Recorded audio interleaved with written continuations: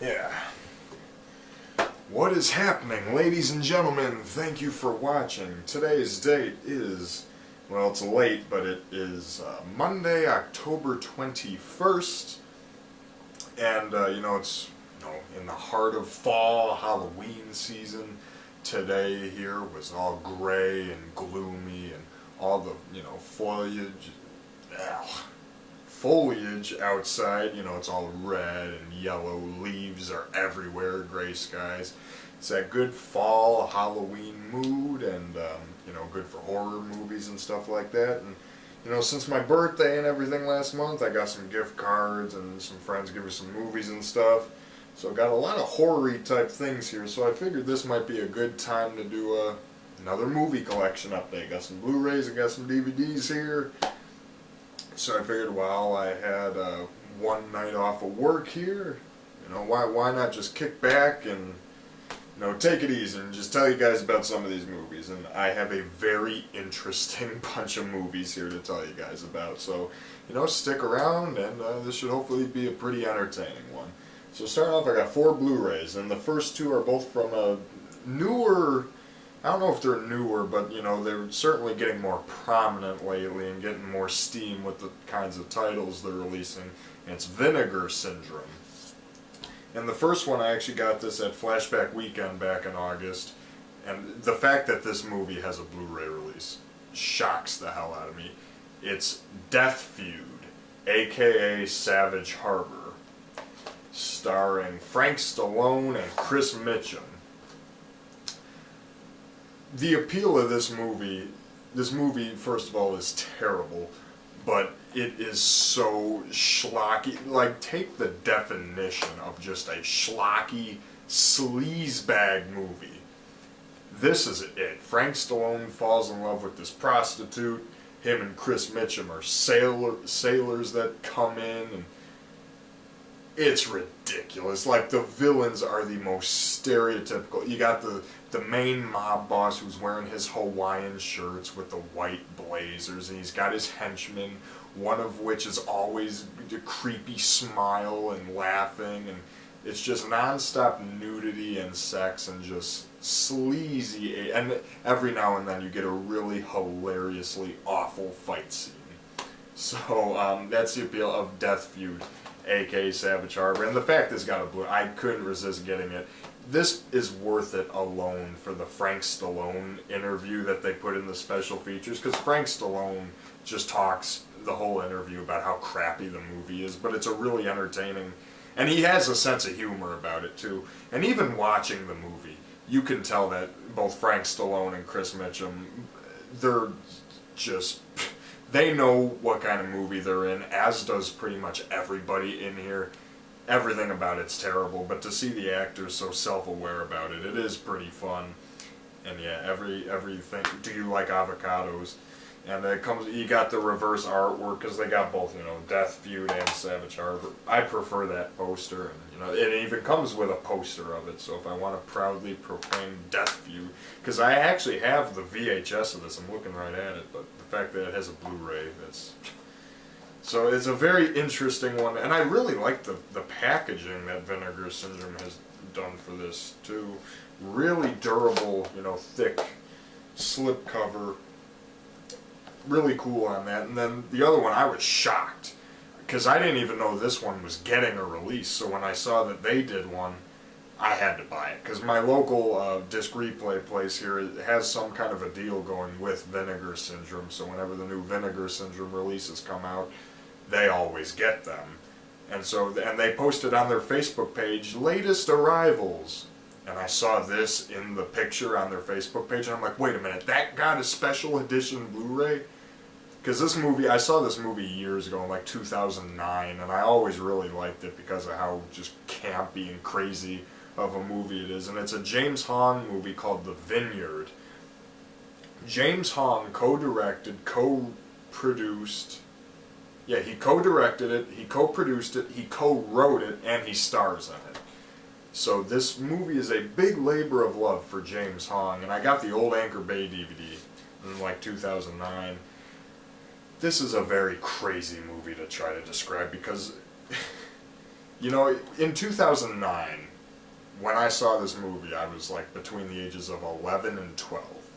So obviously everything was entertaining to me. But watching this movie back now, this movie is just...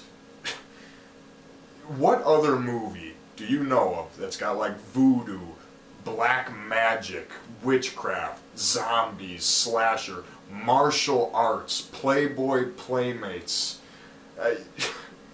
bizarre dance scenes? Like, this movie has everything, and I don't know if you could find any other movie that combines all of those elements as crazy as this does. And they actually loaded this thing with features too. They got an interview with James Hong and Harry Mock, who are both big creative forces behind the movie. And you know, James Hong, for a 90-something-year-old guy, he's still kicking it. Like, he looked good in the interview. And the interview with James Hong on this is hilarious because he's standing there, like, doing all this crazy martial arts stuff.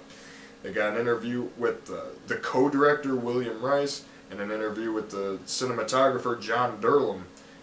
And the fact that all of the interviews were really informative and, like, really cool. And despite how crazy and stupid and weird this movie is, it seems like everyone had a lot of fun making it. And that just goes to show, for a movie like this, once again, you got the reverse artwork in there with the original poster, featuring makeup James Hong right there.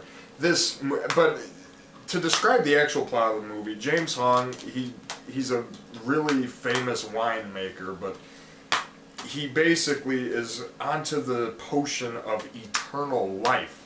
And to fulfill his eternal life, he needs to keep getting young people and young blood in with his wine to keep him young.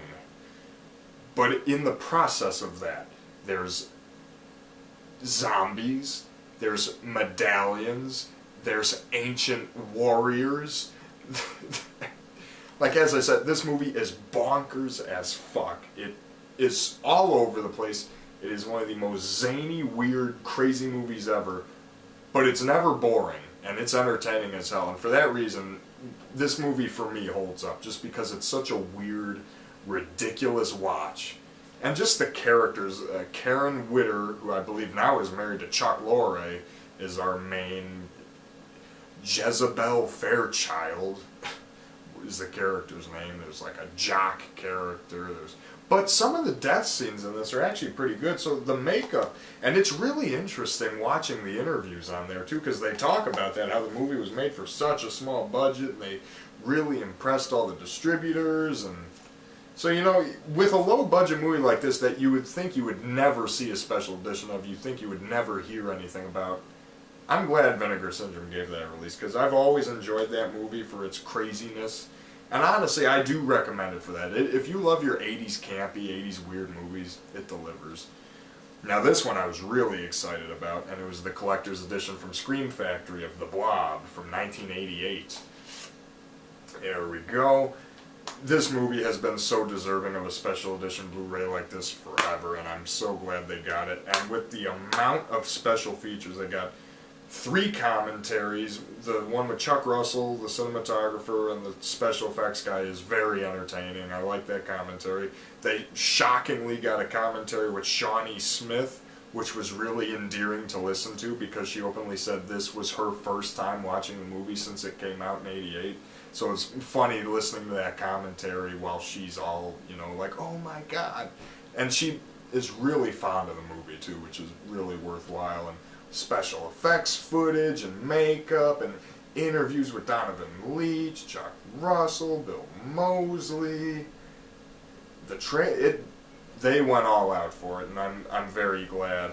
I don't know what Kevin Dillon is doing, that he's so busy that he couldn't be on there, but that is such a minor thing, because they did load it up with a bunch of really great features. The Chuck Russell's interview is split into 2 parts. Candy Clark, Don, it's all very in-depth. You definitely get your money's worth in the interviews and the features. The movie looks great. I know a lot of people were bitching about this poster, or like this artwork they made. I see no problem with it.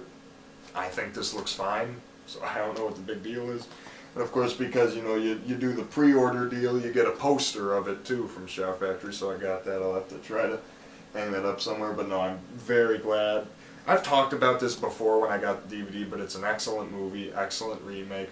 The gore, makeup effects still hold up really well. It's still a very grisly, gory movie, whether it's the scene where the dishwasher gets pulled down the kitchen sink, or in the movie theater, the guy with the yo-yo just coming off the ceiling.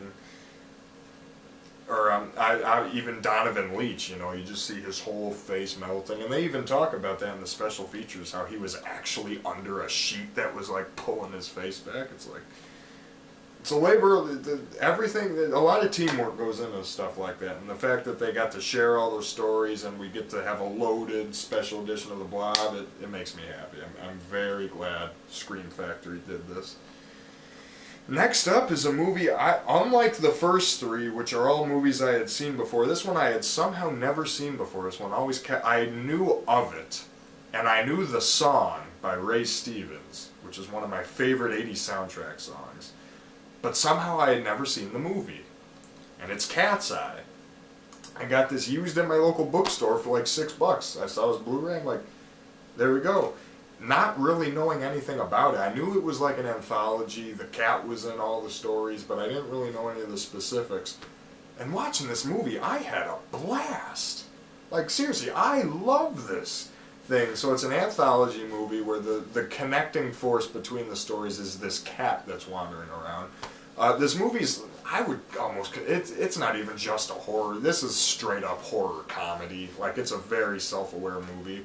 The first story with James Woods having to quit smoking is ridiculous. Like, there's some dream and nightmare scenes in there that are totally over the top, but it's funny. And even just the whole premise, like, oh, if you pick up another pack of cigarettes, we're gonna fry your wife and your kid in this electrical chamber.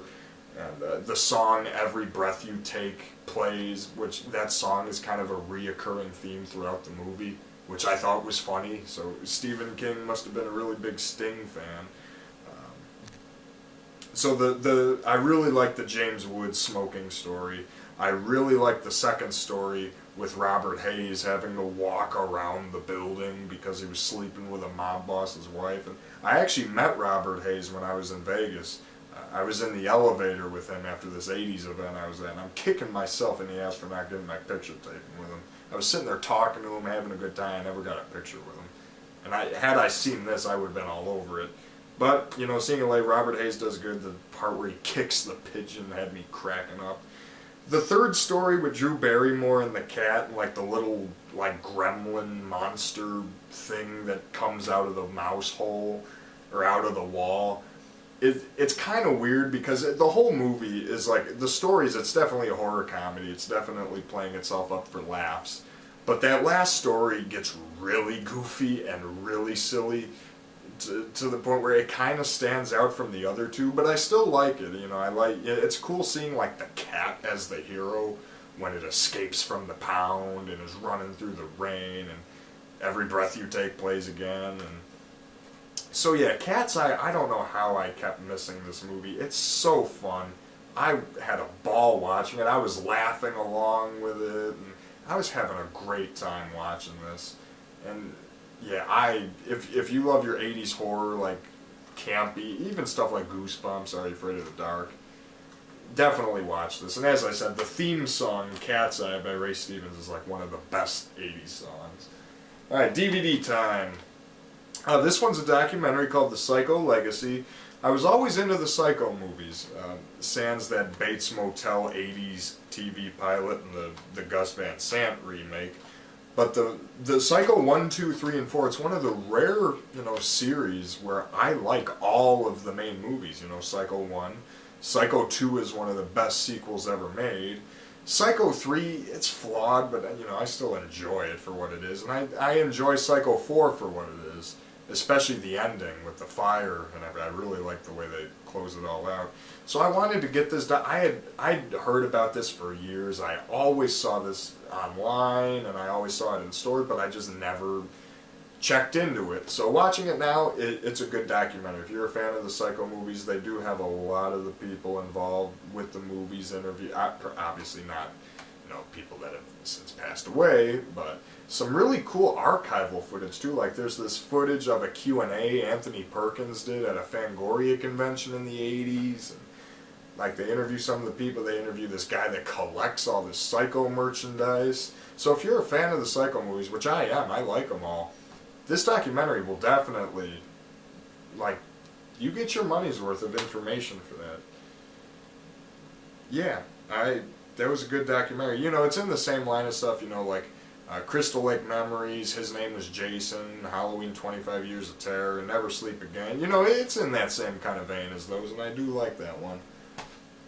Now these next couple are bootlegs. These next 5 are bootlegs I got from Flashback Weekend, and they're all interesting. This first one, I saw it, and I could not resist. It's a bootleg DVD of Mr. T's video special, Be Somebody or Be Somebody's Fool. It's Mr. T for an hour, singing songs and teaching you how to have more self-confidence, how to say no to all the bullshit in the world, and how to be somebody, and how not to be somebody's fool. I sat there and I watched this I was smiling ear to ear the entire time. The amount of 80s campiness in this is amazing. But, Mr. T does so via musical numbers, little comedic sketches. He struggles to play a violin for like 7 different scenes, and it's crazy, it's weird, but the main song, Be Somebody, it's also got that Treat Your Mother Right song that I've seen parodied a bunch of times. This would only exist in the 80s, and honestly, I'm very happy I watched this. You know what you're getting into. It's called Mr. T's Be Somebody or Be Somebody's Fool. You know what you're getting into.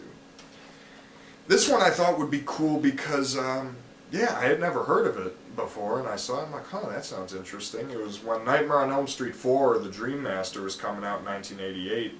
They did this video special on MTV to promote it, and I found a bootleg of it, the Freddy Krueger MTV Video Hour, hosted by Kevin Seal.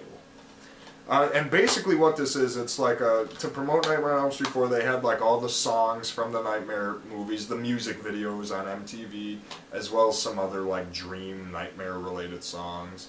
For some reason, Owner of a Lonely Heart by Yes is in there too, but who's counting? And one cool thing about this is that it's also got the original commercials. So wherever this is from, it's from a VHS tape that was recorded straight, so you get all the authentic 80s commercials in here, which is really cool. One of which is even the Stan Bush Freddy Freaker, the Freak Phone commercial. When I saw that pop up on this, I nearly shit my pants. I'm like, I got the Freddy Freaker commercial! And so I got excited. But yeah, you get the Doc and Dream Warriors, you get the Fat Boys, Are You Ready for Freddy? Alice Cooper, Welcome My Nightmare. You get all the typical Nightmare on Elm Street music videos, but it was a fun watch. They got Robert Englund in there chasing the MTV VJ around. Yeah, it was cool. I'm sure it's on YouTube. Split Second with Rutger Hauer. This was a really cool one. I know it's on DVD here in the US, but it's out of print. It's so expensive. I had heard a lot of good things about this movie, and overall I did really enjoy it. It reminded me a lot.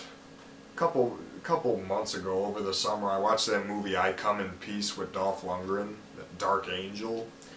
This reminded me a lot of that movie where it's a buddy cop movie, but the partner dies from the monster, and then there's a new partner. It turns into like a buddy cop sci-fi horror movie. And that's exactly what this is. So if you like I Come in Peace with Dolph Lundgren, this is a very similar movie. I think I still like that a little bit more than I like this, because that movie had a little bit more of a sense of fun to it. But this movie's still good. Rutger Hauer's got a cool finale in the subway, cool setting in the future, how the whole world is like flooded. And so yeah, some cool gore effects in there too, because it's a monster that literally takes people's hearts out.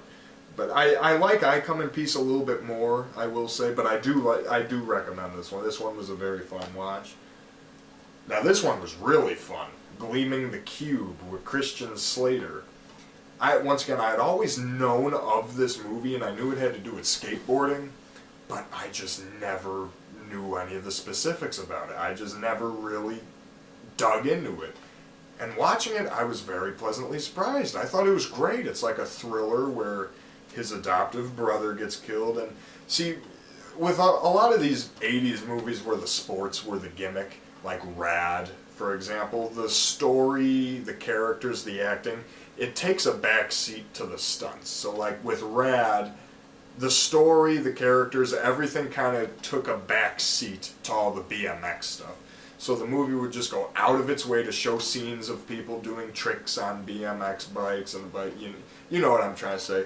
And this movie, I was worried it was going to do the same thing with skateboarding. But thankfully, no. This movie, the skateboarding, it plays into the plot and it helps the characters, but the story and the actions of the characters come first before the skateboarding, which I really appreciate. And it made it a much better movie. And it's got a really fun finale, too, like with all the skateboarders. Tony Hawk's in there. I think this is on DVD, too. It's just out of print. If you could find Gleaming the Cube to watch it, I highly recommend it. It was a really solid thriller, really well done, very underrated movie. This one, I've heard people talk about this before. I didn't really like this one as much. It's Summer Camp Nightmare. It's this really weird movie about the teens that just kind of rebel and they take over their summer camp, and it's almost like a Hunger Games type thing, but not really, like, because it's rated PG-13, and this is a movie that just didn't know what it wanted to be. Like, it's considered horror. There's nothing horror about this movie, first of all. Yeah, it just didn't do much for me. Like, it was just, I didn't know what kind of a vibe to get from it. You didn't really care about any of the characters. Yeah, this one didn't really do it for me, guys. Sorry. So if you have any Summer Camp Nightmare fans out there, I'm sorry. It didn't really do it for me. Now this next one is an interesting story. I had never seen this movie. I had never heard of this movie. But when I found this online, at first, all I saw was the cast. Ernest Borgnine, Martin Balsam, Charles Napier, Henry Silva. And I'm like, that's a B-movie, that's a good B-movie lineup right there. And then I read the plot. And the plot won me over instantly. The plot is when a football quarterback's daughter is wrongfully held in a sleazy Central American prison, the entire football team, in uniform, mounts a rescue expedition to break her out of the prison. I don't know about you, but to me, that sounds fucking awesome. With Ernest Borgnine as the coach, and the football players were played by actual Miami Dolphins at the time. And it's called The Last Match. This movie fucking sucks. And that breaks my heart because everything that I just said should theoretically have made this the greatest B-action movie of all time. Where does it go wrong? First of all, the main actor, this guy named Oliver Tobias, I don't know who he is the worst leading man I have ever seen in a movie like this. He's got no charisma, he's as wooden as a fucking log cabin. He looks kind of like Pierce Brosnan, but that doesn't save him. He is the worst leading actor, the most lifeless, shittiest leading man I've ever seen. And the action doesn't start until like the final 40 minutes. Now, for the first half of the movie when it's just this Oliver Tobias guy trying to find his daughter and what happened to her, like, there's nothing. It's him going to Charles Napier, who's the American embassy. He tells him nothing. He goes to Martin Balsam, who's his, like, lawyer, who's being paid off by the city. And Henry Silva's the warden of the jail, but he doesn't get to do much. But then when Ernest Borgnine as the coach shows up with the football team, and then the football team in uniform raid the jail, that's when you get some entertainment. There's something about seeing a bunch of football players in uniform running around with machine guns. It's so bad and entertaining. And Ernest Borgnine as the coach is just playing it to the hilt, you know, because they do the rescue mission as if it's a football game. So Ernest Borgnine is literally coaching them through the prison raid. I was like, this should be so much fun. But it just isn't. Like, it's so bad. The only thing that makes this movie worthwhile is the scene at the very end where they take down the helicopter. You watch that scene, but other than that, this movie is terrible. I think this is due for a remake. If you could take this storyline and remake it into a proper, like, fun action movie, you could have the greatest movie of all time on your hands. But as it stands, the last match is terrible. Van Damme triple feature of Cyborg, Death Warrant, and Double Impact. I have not watched Cyborg yet, forgive me, but Death Warrant I love. I've seen Death Warrant before on TV, so it was good to have a physical copy. You know, it's an action thriller. You know, actually, no, it's more of a thriller first and then action in a prison where prisoners are getting killed off by the Sandman, and Van Damme has to find. It's a great, really underrated movie, Death Warrant. If you like, because I always like prison movies where it's Lock Up with Sylvester Stallone or Prison with Viggo Mortensen. Death Warrant's a great prison movie. Great fight scenes, great finale where he fights the Sandman, great story. And Double Impact, which I also really love. My favorite part of the movie is Jeffrey Lewis. His character was the best. Yeah, he was great. Like, he's my favorite part of the movie, but seeing Van Damme play the twins, you know, it's handled really well. You could tell when scenes were cross-cut, and there's doubles, obviously, but as the movie plays out, you know, it's good. And the finale is really worthwhile. You know, the bad guys really get their good comeuppance. You know, Bolo Young's one of the villains, and it's great. And it's basically a Double Dragon, I think of it. It's basically a Double Dragon movie. You know, they got the barrels, they got some of the villains, but it's a really fun movie, and especially for Jeffrey Lewis's character. And seeing Van Damme play the twins, it's handled really well. Yeah, and I still need to check out Cyborg, but Death Warrant and Double Impact, both great movies. Flatliners. This one, I always knew the plot and I knew the cast and everything of this, but I had never seen it, so I was glad when I finally found a used copy of this, I finally got to watch it. You know, Kiefer Sutherland, Julia Roberts, Kevin Bacon, Billy Baldwin, and Oliver Platt. And it's really cool with Oliver Platt. I have a cool Oliver Platt segue here. Just last week, actually, I was downtown Chicago filming as an extra on an episode of Chicago Med, which Oliver Platt's one of the main characters on there. And the scene I was an extra in, Oliver Platt was the main actor.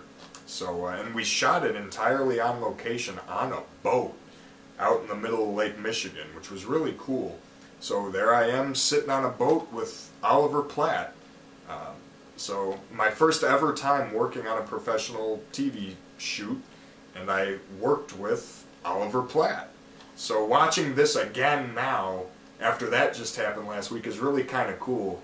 I didn't get to really talk to him or anything, but I was still there with him, and that episode of Chicago Med, for those interested, is supposed to air in April, so if you want to see me, see if you can see me in there. But Flatliner, so Oliver Platt, his stories aside, it's a really dark movie. Like, it's directed by Joel Schumacher, and if anyone knows how to do style, it's Joel Schumacher.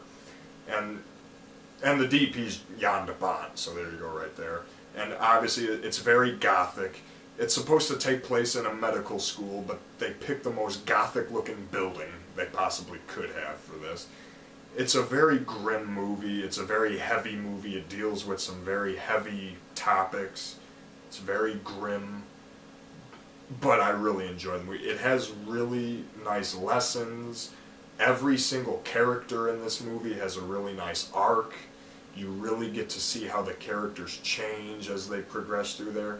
Like the scene where Kevin Bacon goes to that woman's house, and when you find out the backstory of what Kiefer Sutherland did and how this kid ended up dead because of him, it's a really powerful movie, and I found myself really sucked into it, between the really stylish settings, the direction, the actors all do fantastic, and any movie, and death. I mean, any movie that really deals with death, the afterlife. What else could it? It's a heavy topic, and it's a heavy movie, but it does it really well, and it's a really suspenseful movie, especially when you get near the end there. So, and I am never ever going to waste my time on that remake of it.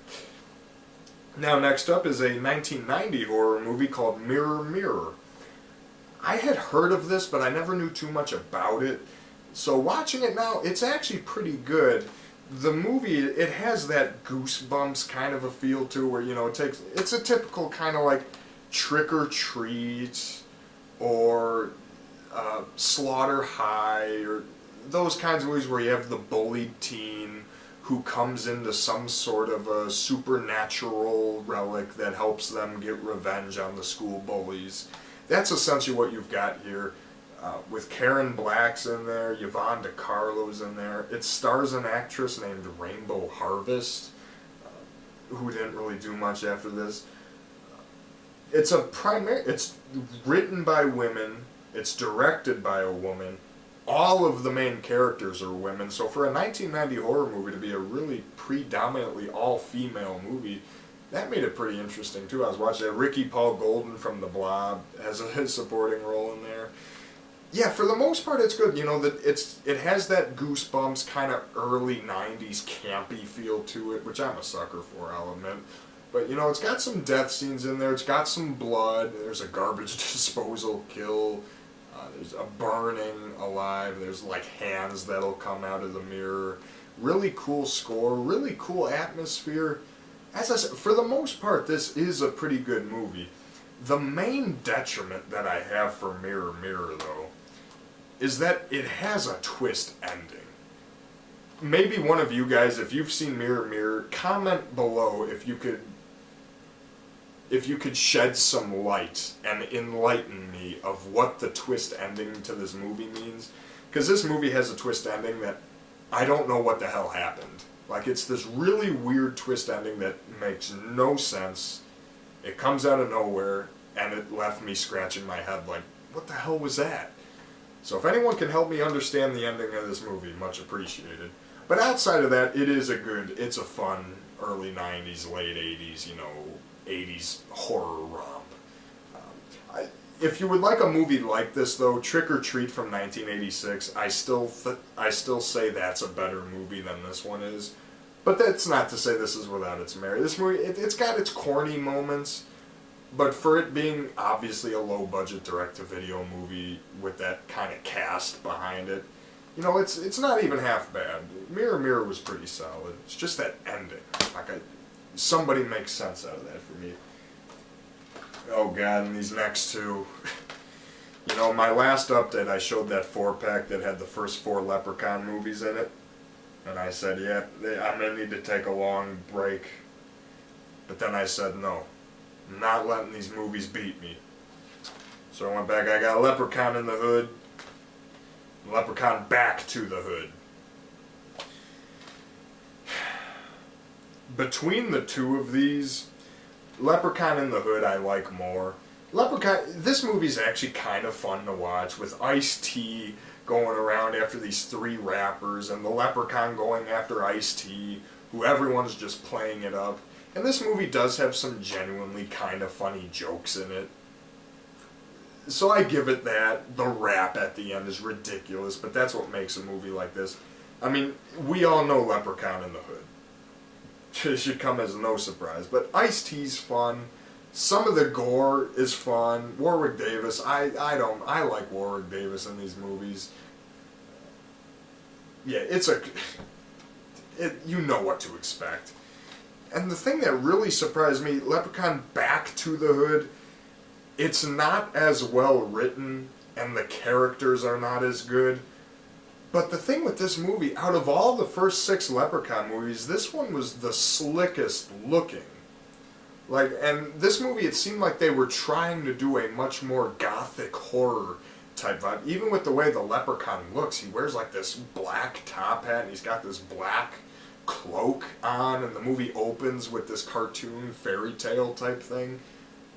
So that being said, this movie kind of surprised me in that regard, where it's much more of a polished looking movie than any of the first five.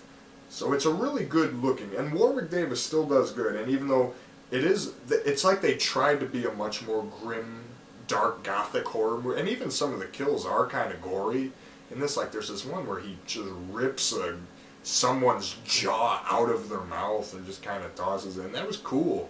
Obviously, there's still the slapstick, like the part with the bong, and he's all stoned walking around the kitchen, but yeah, it's not as fun of a movie as this one is, but it is a much more polished movie. And I really like the musical score, too. That was another thing that really surprised me with that. But, you know me, I love stupid movies, so this kind of stuff is my bread and butter. Alright, in the home stretch now, guys, this is a long one. So, if you're still watching at this moment in time, power to you. Alright, this next one, I'll keep this one short. This is actually a really rare one. I've always been a really big fan of the Blue Man Group, ever since I was a little kid. Just something about the Blue Man Group. I was always into them. And I attribute a lot of my sense of humor and some of my creative processes to Blue Man Group, because their show is very creative, it's very funny, it's very vivid. And so I got this, it's from Japan. It's Blue Man Group meets Kabuki. It's this really weird, now this is a Region 2 DVD, so you would need a Region 2 player to play this, but it's this really crazy show where they team up with this Kabuki performer from Japan. I don't know how too much of it works. This is in English, because they had like an interview before it started with Phil Stanton, one of the Blue Man Group founders, and they do a really cool kind of, it's like an average Blue Man Group show, but they make a really Japanified version of it. Like the Blue Men are wearing robes and with the Japanese fans at one point. It's really cool. And obviously you have the gumballs and the marshmallows, you have the paint drumming in there, but being such a huge fan of Blue Man Group, seeing the Japanese, version of it was actually really cool. And the seller I got this from even included a bonus, because I did not know this when I ordered it. It said nothing about this in the listing, but whoever I bought this from, I guess, was actually at this performance, because they included 2 ticket stubs from it. I mean, come on, for me being as big a fan of a Blue Man Group as I am, how cool is that? 2 Japanese ticket stubs of Blue Man Group Tokyo from this performance. How cool is that? Maybe I'm just being a fanboy, but how cool is that? And if you're not familiar with Blue Man Group, if they ever have a touring, they're doing the Speechless tour right now, I know. So if you ever have a chance to check out Blue Man Group, I recommend them, because it's a really one-of-a-kind, cool show, and I owe a lot to them with my life, so. I won't talk about this one too much. I talked about one of these in the last update too, so I ranted all about kids shows nowadays versus the old days, but this is Dave Hood and his Real Wheels series with land, sea, and air adventures, featuring There Goes a Boat, There Goes a Helicopter, and There Goes the Mail, aka There Goes a Mail Truck. Dave and Becky are the 2 hosts of these. You got Dave Hood, who's the main guy. He's got his assistant, Becky. They go out in all these specials. So, they're walking around a cruise ship, they're doing a mail route, and they're in the helicopter.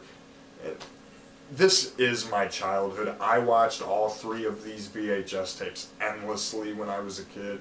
So I've really been making it a priority to try to collect all of the Real Wheels specials on DVD. Sans the 2 that never got released on DVD, which were Santa Claus and Roller Coaster. But no, it warms my heart. And plus, what's cool is all of the DVDs, all of the Real Wheels DVDs come with a blooper reel, which are fun. After you grow up watching the VHSs and now you get to see bloopers of them, it's fun. So, and if you have, kids, especially young boys, who might be interested in just like transportation and vehicles, machinery, that kind of stuff, these are great specials. Dave Hood's a great host, Becky's a great host. You know, I never tire of these. Finally, how long has it been now? Like an hour? I don't know. But my last thing, I got this with a gift card my friend Eddie gave me for my birthday. I knew going into it that this had nothing to do with the movies, so that didn't even bother me, and it's Friday the 13th, the series. And quite honestly, I'm fine with this not having anything to do with the series, because how the hell are you going to make... Like the Friday the 13th movies, you have 8 movies where people are just in the woods getting killed. Whoop-de-doo. But this show, once again, going back to Goosebumps, it's more of a Goosebumps, Are You Afraid of the Dark, like late 80s, early 90s, super campy anthology type series.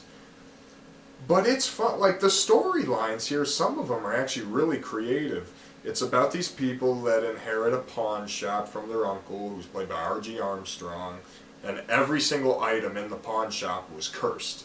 So each episode focuses on a different one of the cursed items and how it impacts. A lot of the episodes have to do with greed and the idea of be careful what you wish for, but some of them are cool. Like there's this one with the boxing gloves, and when he's fighting in the rink, his shadow will go kill somebody.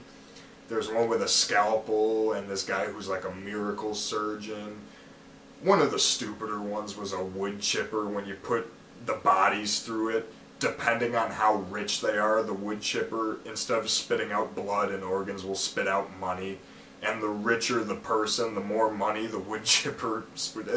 Kind of silly, kind of stupid, but it was still entertaining. I'm trying to remember. Let's see. I watched the whole season, so I'm trying to remember what. There was a really good magician one. The Baron's Bride. There was a scarecrow episode that took place on a farm that was really cool. A dentist that was like an electrical chair. There was a really heavy episode with a mother who was trying to save her baby. She had to kill people in order to keep her baby alive. There was a really good one with a mirror. There was a little pocket mirror that this teenage girl had gotten hold of. Zach Ward was actually in that episode. That was... Overall, I really enjoyed it. I guess there's 3 seasons, all of which are on DVD. I watched this whole DVD set throughout the end of September, first half of October. I actually watched every episode on here. So, you know, it was good. And I've got no problem going on with seasons 2 and 3. I thought this was a very fun show. So, yeah. So, I'm taking one final tally. We've got Friday the 13th, Season 1. Real Wheels, Land, Sea, and Air Adventures. The Blue Man Group meets Kabuki. Leprechaun in the Hood and Leprechaun Back to the Hood. Literally, back to the hood. Mirror, Mirror. Flatliners. Remember in April. Catch Chicago Med, me on a boat with Oliver Platt. I'm just bringing that, but it was a really fun experience. Van Damage, Cyborg, Death Warrant, Double Impact. The biggest missed opportunity ever with the last match. Summer Camp Nightmare, meh. Gleaming the Cube, fun movie. Split Second, fun movie. I still recommend I Come in Peace before I recommend that, but it is still a good movie. It's still a solid movie. The Freddy Krueger MTV Video Hour. Mr. T's Be Somebody or Be Somebody's Fool. A one-of-a-kind viewing experience. Like, seriously, I am never going to be somebody's fool now. Like, I watched that. It changed my life. It really did. Psycho Legacy, good documentary. Catseye, very fun Stephen King anthology. He actually wrote the screenplay too. I don't remember if I neglected to mention that or not. The extremely worthwhile collector's edition of The Blob from Scream Factory. Great special edition. A great special edition of The Vineyard, which is a movie I never thought would get one. So that makes me really happy. See The Vineyard. and the schlock fest of the decade, Death Feud, aka Savage Harbor. Alright guys, this has been the DVD update for Monday, October 21st, 2019. Hope you guys enjoyed it, and we will see you next time. Enjoy. Let's see, how long did we go this time? Oh, 45 minutes. You know, that's not as bad as I thought. Alright, later.